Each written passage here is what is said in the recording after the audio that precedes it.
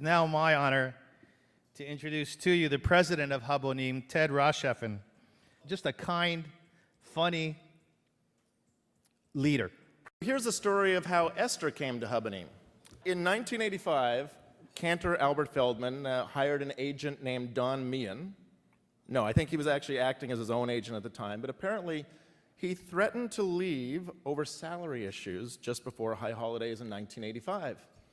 And Habonim's board needed to find someone to replace Cantor Feldman, and they were trying to figure out who it would be.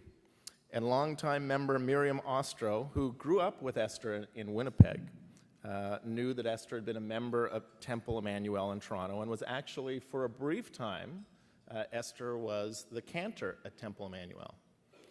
And Esther had mentioned that she had hoped to actually be a full-time cantor at Temple Emmanuel, but as it's been mentioned many times, the cantor was a man's job, and at least at the time. Esther met with then Habonim President Norman Clavier, and they asked her if she would do a Friday night service. And she agreed, and mostly was very well received, although again, even at Habonim at the time, some people didn't feel that a female should be a cantor. What's interesting is I wonder what they would have thought about Habonim having 3 female cantors in 2012. So over the next year, Esther did a few more services and slowly won us over. And as it turned out, Habonim did sort out the intense contract negotiations with Cantor Feldman. But many members, again, loved Esther's voice, so Esther joined the mix and was a co-cantor with Albert Feldman for many years. Esther eventually went on to become the full cantor at Habonim, co-founding the Habonim Youth Choir, and becoming the voice of Habonim for a generation.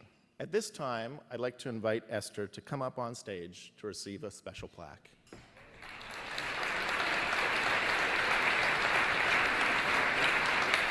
It says, presented by Congregation Habonim to Esther Gann Firestone in honor of her many years of outstanding artistry and devoted service to the synagogue and to the community. Thank you, Esther.